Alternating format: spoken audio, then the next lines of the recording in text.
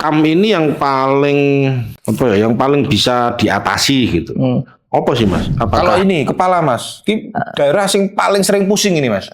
Terutama pas tanggal tua, wayai tagihan dibayar. Wah, Kalau ini menurut saya sendiri, ya tasawuf itu memang ilmu tinggi ya. Tapi bukan berarti kita nggak bisa mencapainya.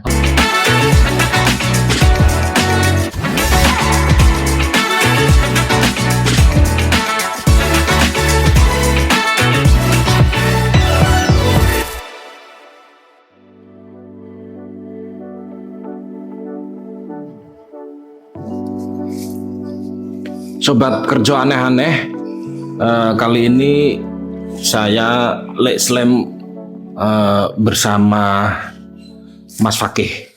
Mas Fakih ini mahasiswa Universitas Islam Wali Songo Semarang, UIN Wali Songo Semarang, jurusan tasawuf. Jurusan program studi tasawuf dan apa Mas? Psikoterapi. Psikoterapi. Nah, uniknya ternyata di jurusan program studi ilmu tasawuf dan psikoterapi ini diajari ilmu bekam. Apa itu ilmu bekam? Saksikan terus ya. Nanti kita akan ngobrol sama Mas Fakih. Apa itu bekam? Kenapa ilmu tasawuf sekaligus belajar bekam? Nah, nanti kita ngobrol sama Mas Fakih.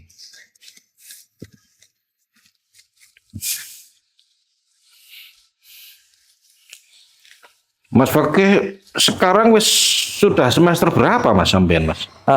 Sudah semester 3. Semester 3. Iya. Ini nggak apa-apa ya sampean berpraktek bekam begini sambil ngobrol nggak masalah ya? Enggak masalah. Nggak masalah ya. Nanti. Semester 3 asli mana jenengan Mas? Asli Tegal. Asli Tegal. Ya. Berarti masuk tahun Tahun 2024. 2024. Ya, tahun ini kemarin. semester ke 3. Ya.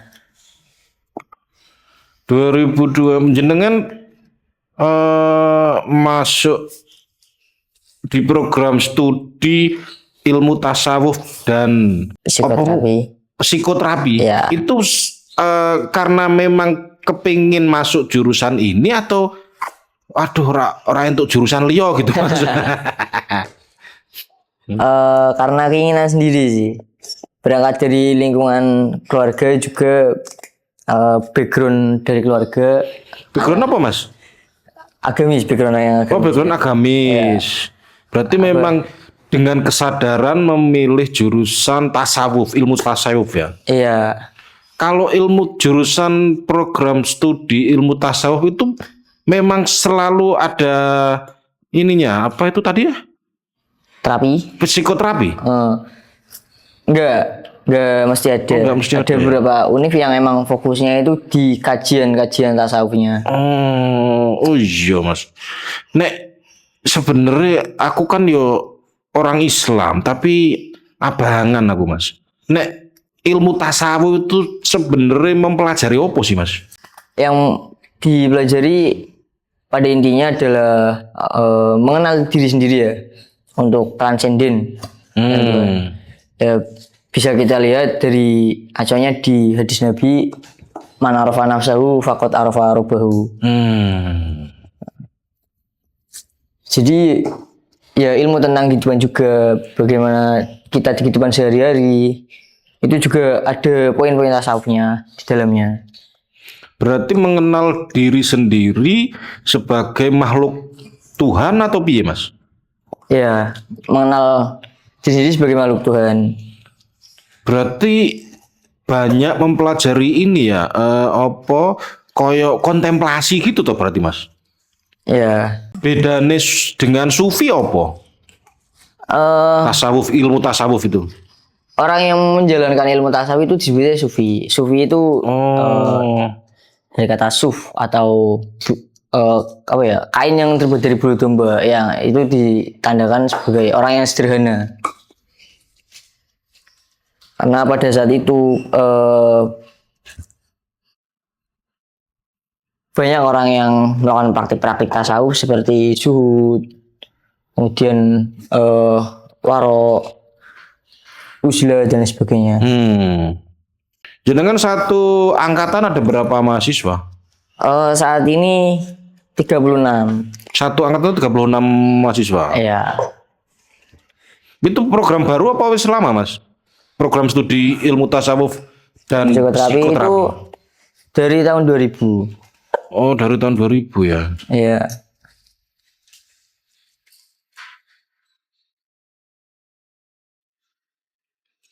Berarti selain mempelajari ilmu tentang keakuan, tentang mengenal diri sendiri, di fakultas, di kampus itu lebih banyak kajian, lebih banyak mengkaji ilmu atau praktek. Nek bekam ini kan berarti kan praktek ini, Mas. Kalau dilihat itu sampai sekarang ya yang saya pelajari sampai semester 3 ini kebanyakan itu masih kayak kajian-kajian terkait ilmu praktek seperti ini. Kami kayak mahasiswa itu biasanya carinya di luar, kayak ikut UKM atau organisasi-organisasi. Sepengetahuan nih Mas Fakih, program studi tasawuf sing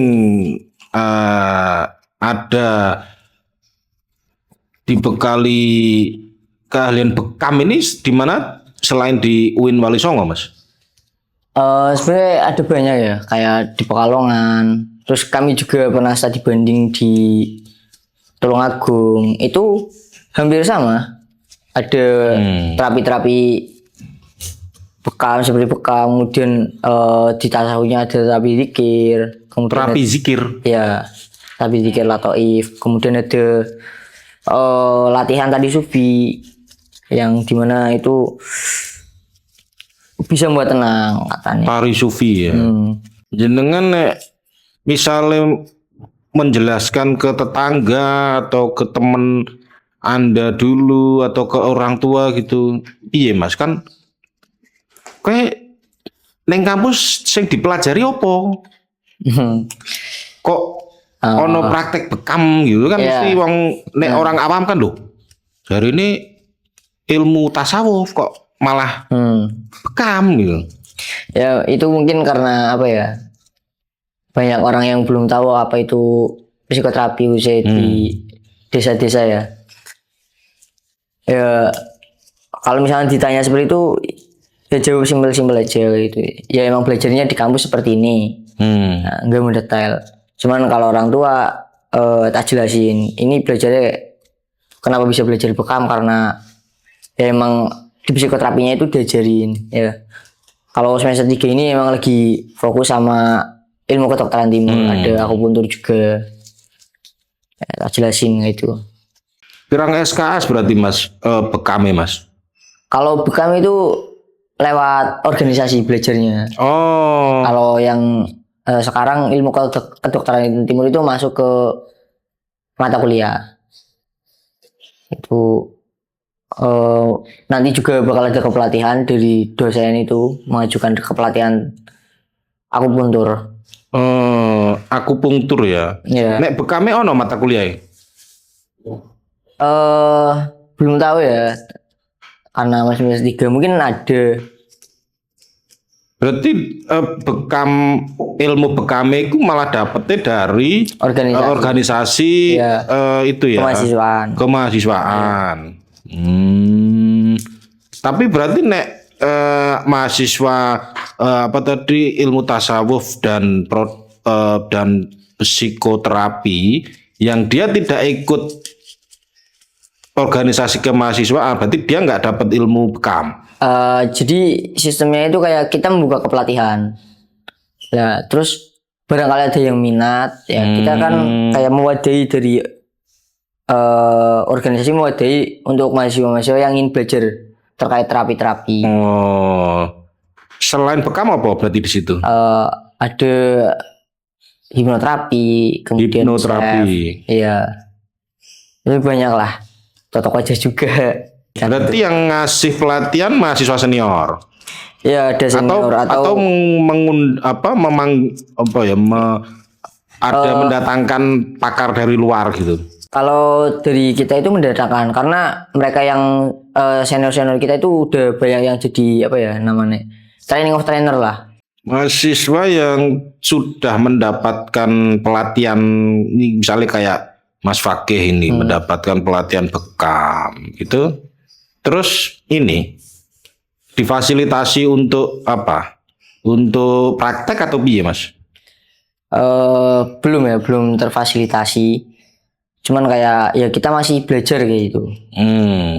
Tapi misalkan ada orang non kampus yang kepingin memakai jasa mahasiswa tasawuf dan psikoterapi ini bisa? Bisa, biasanya kayak ada beberapa event ya untuk umum, dibuka untuk umum kayak kemarin kita ada harlah di situ membuka baksos bekam ya. Itu banyak masyarakat yang datang dan dari mahasiswa yang membekam. Tapi ada nggak yang sepengetahuan nih Mas Fakih gitu alumni ilmu tasawuf dan psikoterapi ini yang sudah lulus terus dia menjadi berprofesi menjadi ahli bekam atau apa gitu? Ada. Ada ya? Itu banyak malah kayak yang di Pekalongan sekarang ya jadi dosen juga karena ya kita belajarnya fokusnya kan di terapi juga ya. Jadi orientasi kedepannya rata-rata ya jadi penerapis kayak gitu. Oh, penerapis. Ya. Nah, sebenarnya bekam itu dari sejarahnya, Mas. Bekam itu warisan dari budaya mana sih? Gimana ya? Kayak sebenarnya itu banyak ya. Dari Mesir kuno, dimulai dari Mesir kuno itu terkait bekam sendiri itu sudah ada 1500 sebelum Masehi di Mesir kuno. Nah, tujuan saat itu adalah untuk ya kalau pegel-pegel terus juga untuk menyedot racun. Kemudian di Cina juga ada 1000 sebelum Masehi itu, tahun 1000 sebelum Masehi. Dalam ilmu kedokteran timur itu kan ada yang namanya Qi ya atau energi vital. Nah, itu digunakan untuk menyeimbangkan energi Qi terus kemudian juga memperlancar aliran melancar itu aliran meridian. Nah, terus di Islam sendiri itu dianjurkan oleh Rasulullah lewat hadis. Berarti kalau dilihat dari sisi usianya paling tua berarti Mesir kuno dong? Iya, sudah dari Mesir kuno itu sudah ada catatan di batu apa itu namanya? Nah, itu kayak prasasti gitu ya? Iya. Atau relief ya? Iya. Ini jenengan pakai jarum gitu berarti jarumnya piye Mas? Steril atau piye Mas? Steril dan itu cuma sekali pakai. Kali pakai satu orang satu jarum ya? Iya. Satu kali pasien misalnya satu kali pasien yang melakukan terapi gini berapa lama biasanya Mas? Dari mulai tahap awal sampai nanti penuntasan bekam itu kurang lebih ya 30 sampai 40 lah kira-kiranya.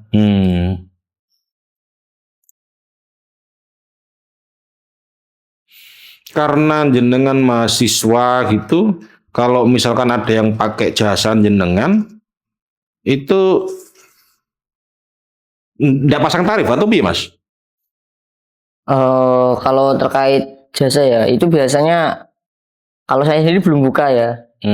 Itu biasanya dari senior itu yang mengarahkan. Kalau misalkan senior sibuk atau gimana terus ada pasien yang mau diterapi biasanya dioper kayak gitu. Dan ya nggak masang tarif. Nggak masang tarif. Nah, jenengan sampai sekarang berarti sudah di situ 3 semester. Jenengan sudah berapa banyak pasien yang jenengan terapi? Wah, berapa ya? Banyak sih. Karena kita kan juga sering beberapa kali dari organisasi itu sering mengadakan yang namanya baksos. Terus juga lemparan pasien dari senior-senior.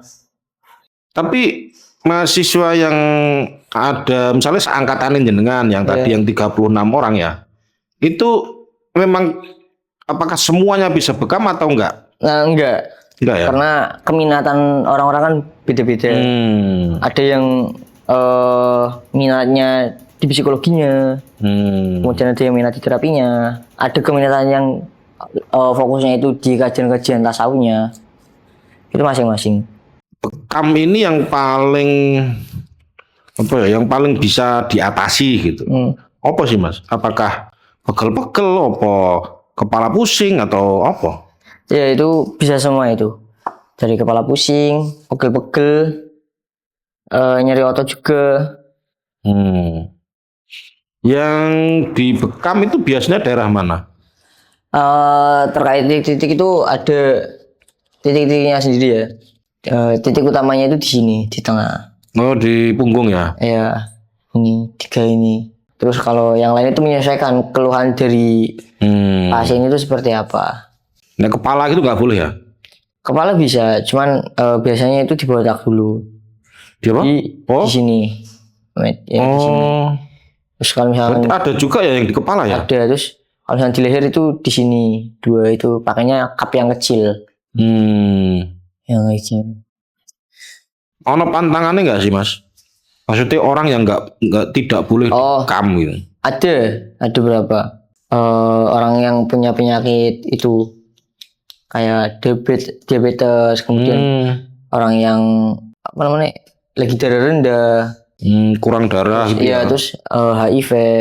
Saya sudah dibekam tadi, ini menjadi pengalaman pertama saya dibekam. Sebelumnya saya belum pernah menjalani terapi bekam. Rasanya seperti apa? Ya, apa ya? Ya ada jarum-jarum sedikit gitu. Karena memang ini Mas ya apa? Ditusuk-tusuk jarum terus ada tekanan itu ya. Ya lumayan sih. Tapi nggak tahu apakah jarum nggak terlalu jarum juga sih. Tapi ya ono kroso kaya apa sih kaya nempel gitu. Kayak ada sing apa ya jenenge? Kaya tebel gitu. Nah, enggak itu biasanya masing-masing orang efeknya lain-lain atau serupa biasanya Mas? Serupa sama kayak gitu. Rata-rata gitu ya. Emang itu hal umum lah ketika bekam itu emang kayak gitu. Cuman ya setelah nanti 1 hari itu udah nggak ada ya, udah hilang. Dan biasanya itu kalau udah 1 hari itu badan seger. Tadi darahku sing keluar oke Mas? Standar sih, nggak banyak-banyak kan. Masing-masing orang beda-beda atau beda-beda. Tergantung apa itu? Nah, tergantung kayak penyakit, kemudian ngekape lama pangganya. Ya. Tapi ada standar ngekapnya juga itu 10 menit lah kira-kiranya. Berarti darahku yang keluar tadi standar ya? Standar. Darahku yang keluar warnanya apa Mas? Ya. Biru? Enggak dong. Ya merah ya, cuman agak pekat ya itu. Agak pekat. Itu apa? Berarti darah yang keluar agak pekat itu apa? Ono diagnosis ini enggak ya Mas? Biasanya itu di awal-awal ya, tergantung penyakitnya kayak gimana. Kayak aku sih merasa ya alhamdulillah nggak punya keluhan yang setiap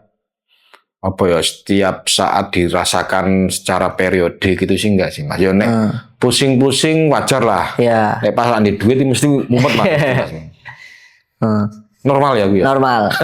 Cuman bisa mungkin karena mungkin capek atau gimana ya, mungkin kayak gitu buat ya biar ototnya nggak tegang gitu tadi. Cuman bisa. Aku pernah baca artikel itu Mas, katanya bekam ini meskipun ini warisan budaya dari masa lalu ya, tapi di dunia yang serba modern ini ternyata banyak juga atlet profesional, bahkan atlet olimpiade itu yang menggunakan terapi bekam ini. Salah satu di artikel itu yang disebut adalah Michael Phelps. Itu perenang dari Amerika. Michael Phelps ini punya catatan 28 medali olimpiade. 23 di antaranya adalah medali emas. Itu di beberapa momen kejuaraan itu kelihatan badannya itu habis dibekam gitu Mas. Berarti memang dunia modern ini ya mengakui efektivitas Iya, terapi ini ya. iya. Mungkin kalau misalnya bisa dilihat ya dari si olahraga, dari gerak-gerak yang berat-berat kayak gitu. Itu kan pasti kayak otot jadi kencang. dan Oh sebagainya. gitu Nah, ya. ya bekam itu kan di samping melancarkan peredaran darah ya di otot, kemudian juga kayak apa biar otot itu nggak tegang. Itu biasanya setelah habis olahraga atau gimana. Iya, apalagi dia kan renang gitu ya, renang yang wah gerakan latihannya kan pasti. Tubuh. Oh makanya itu. Selain Michael Phelps itu ada juga pesepak bola dari Brasil itu Neymar itu juga dibekam dia. Sebenarnya ya ini juga bisa ada satu titik lagi itu di kaki. Di kaki juga bisa kayak misalnya pegel-pegel dan sebagainya. Itu dulu juga pernah dibekam di kaki pas turun dari gunung itu. Habis turun dari gunung kan pegel-pegel loh. Terakhir kayak dibekam. Biasanya enakan. Jenengan sejauh ini melakukan terapi bekam ini dari pasien-pasien sing jenengan pernah tangani itu. Ono cerita-cerita lucu unik nggak Mas? Gak ada sih, gak ada. Misalnya Cuman kayak gede rak metu-metu atau metu tapi opah banget gitu misalnya. Kalau kayak gitu masih ada lah ya. Itu pernah itu ya kayak satu couple itu kayak bingung sendiri ya. Wah, itu gimana ini? Ya cuman kayak kita juga profesional gitu. Kita ya berusaha mengatasi, ya kita bisa. Ya. Keluarnya banyak berarti? Banyak. Itu nek keluar banyak itu apa? Apa itu indikasi dia sehat atau malah justru sakit dia ini? Ya yang pasti kan ada keluhan penyakitnya kayak gitu. Lah itu juga tergantung penyakitnya apa. Lah ya kita tangani kayak gitu. Kayak selagi nggak berbahaya penyakitnya ya kayak keluar itu kan banyak ya keluar darah ya nggak masalah. Ada beberapa penyakit yang dimana nggak boleh bekam. Lainnya ini Mas, ada nggak itu standar maksimal darah yang keluar berapa cc gitu, ada nggak di ilmu bekam ini? Misalnya kan tadi cupnya banyak itu, wah ini kayaknya kok wis koken iki bahaya iki, nggak iso pingsan iki pasien itu, ada nggak itu? Ada, biasanya itu kayak tubuh itu mengeluarkan kayak cairan putih itu dan tandanya udah kayak berhenti itu. Jangan sampai berlebihan. Itu juga kan barangkali kulitnya itu kan karena pori-porinya dicuci ya. Barangkali iritasi atau gimana. Di daerah kan rata-rata di punggung, tadi bilang kaki gitu. Ada daerah lain yang boleh dibekam. Depan darah gini enggak ya? Enggak, ya. Itu ada beberapa yang nggak boleh sih. Nggak boleh ya? Kayak di sendi ya di sini kayak nadi gini. Itu nggak boleh pasti ya? Iya nggak boleh. Leher Mas? Leher di belakang leher di sini. Kan kadang, aduh. Iya kayak gitu. Umet banget ini, ora enak banget ini. Ini apa? Guluku cengeng bisa. Boleh bisa ya? Bisa di sini. Itu kan ada cup yang kecil. Itu fungsinya di leher di sini. Kalau ini kepala Mas, ini daerah sing paling sering pusing ini Mas. Terutama pas tanggal tua, wayai tagihan dibayar, wah ini mesti umet iki. Kepala juga bisa di sini. Cuman ya kalau banyak rambut kan kalau di sini berarti kan ada rambut. Nah, itu biasanya dibotak dulu. Oh, dibotak ide. Tapi ya biasanya rata-rata kalau itu di sini juga bisa aslinya untuk meredakan nyeri kepala juga. Tapi nek nyeri kepala karena kokean tagihan iso ora Mas? Susah toh. Gak bisa ya? Gak bisa ya? Tuh ternyata gak bisa. Nek mumet mergot tagihan cicilan ya berarti ya ora iso dibekam. Berarti golek duit gue bayar. Sing penting ojo pinjol. Iki Mas jenengan kan nek di fakultas di jurusan prodi jenengan ini termasuk junior, senior atau menengah atau piye? Saat ini ya masih bisa dikatakan junior. Masih junior. Ya. Ini layaknya sebuah kampus, sebuah organisasi kemahasiswaan gitu. Jenengan sebagai terapis dianggap masih junior. Ada ini nggak? Ada bullying nggak, Mas? Misalnya, Nggak ada wah sih. kamu junior, oh ya ini terapimu masih kurang bener ini. Dibentak-bentak itu ada nggak pas Nggak proses ada. belajarnya? Enggak ada, kayak kita kan belajar bareng-bareng. Kayak dari senior-senior kayak yang mendukung, bahkan merangkul kayak itu biar sama-sama belajar. Enggak ya, berarti enggak ada Nggak apa ada. bentaan-bentaan gitu ya. Enggak ada. Soalnya dulu saya pernah sempat ngalami gitu, mahasiswa pecinta alam gitu. Wah, itu. Ya biasalah katanya sih untuk tes mental gitu. Enggak ya kalau di Nggak perkumpulan organisasi ini enggak ada ya. Enggak ada. Pokoknya gua kan aku bayangin nek pas nujab gitu terus dibentak-bentak, wah malah berisiko Repot ya. ya. Kita kan belajar bareng-bareng gitu. Terus juga perlu arahan ya, lebih ke arahan-arahan gimana ini. Karena yang pastinya bakal terjun ke pasien-pasien gitu. Lain-lain lah. Terus masa mau dibentak-bentakan nggak mungkin juga ya. Kita dibimbing ya, diarahkan ini loh yang bener lah. Ini gini caranya. Loh, soalnya kan di kedokteran pun ada kan Mas. Dokter praktek-praktek itu sama seniornya kan dibully kan. Yang terakhir kasus kemarin di Ya. Karyadi, Rumah Sakit Karyadi, atau sampai bundir kan gara-gara dibully seniornya. Enggak ya kalau di ini enggak ada. Enggak ya. Karena kita juga kan dari basic keilmuan ada yang namanya tasawuf ya. Ya dari masing-masing individu yang menerapkan baik junior maupun senior. Itu seperti itu sih. Kalau ini ke keilmuannya, ke ilmu tasawuf itu Mas. Nek aku membayangin dulu tuh ilmu tasawuf itu adalah proses pencarian keakuan jati diri aku sebagai makhluk dari Tuhan. Gitu. Nek di kampus yang dipelajari itu apa? Kontemplasi, aku harus semedi atau apa ya? Kok aku bayangin wah berat sekali ini. Bedanya dengan fakultas filsafat misalnya itu apa Mas? Sebenarnya gini ya. Kayak tasawuf sendiri itu kan apalagi di era sekarang kayak mengikuti zaman. Nah, Mengikuti kayak, zaman. Dan tasawuf itu menjawab tantangan di zaman sekarang. Kayak aspek-aspek utama di tasawuf seperti zuhud, waro, dan lain-lain sebagainya. Ya, mungkin ditafsirkan dulu itu kayak anti duniawi dan sebagainya. Anti duniawi. Tapi karena di zaman sekarang ya kita yang pastinya butuh materi dan sebagainya. Yang dimana boleh kita mencari materi tapi nggak ada keterikatan. Nah, untuk mengurangi kayak hawa nafsu yang berlebih dan sebagainya. Ya. Kemudian ada yang namanya krisis eksistensi. Nah, tasawuf itu menjawab hal-hal yang seperti itu di zaman modern. Berarti ini harusnya relevan dengan sekarang. Anak-anak muda sekarang itu kan opo-opo sidik-sidik healing, sidik-sidik healing, sidik-sidik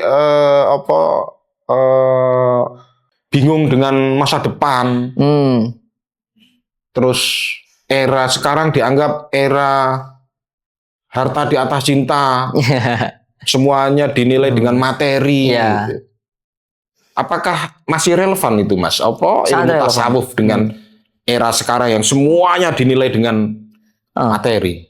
Sangat relevan karena ada beberapa matkul juga yang menjawab ya tantangan-tantangan di zaman sekarang.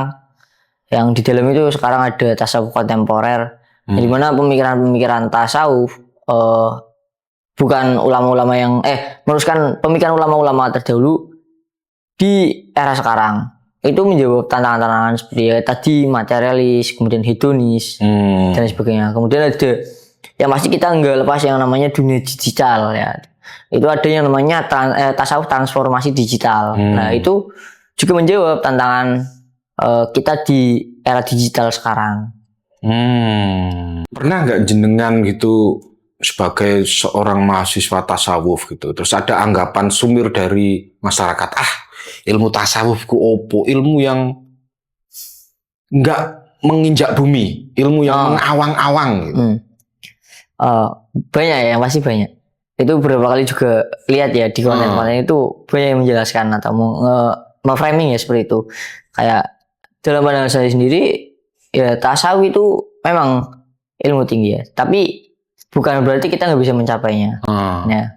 Atau kalau di jurusan itu ada yang namanya ya ungkapan terkenal itu di jurusan membumikan tasawuf. Membumikan tasawuf. Karena terlalu asing bagi orang-orang. Padahal sebenarnya di aspek di kehidupan kita sehari-hari ada aspek-aspek tasawufnya. Contohnya Mas, sing sederhana, gampang orang ngerti itu. Kayak kita makan ya niatkan saja makan itu ya untuk mengisi energi, untuk beribadah kepada Allah. Bekerja pun sama, kayak gitu. Jadi sertakan ya nilai-nilai ilahiyah di setiap aspek kehidupan. Itu juga sudah masuk ke tasawuf. Tasawuf ya. Ke tasawuf ya. Iya. Kadang kan kita makan, buah itu nggak sampai ke itu ya. Iya. Pendalaman apa ya, merasakan gitu.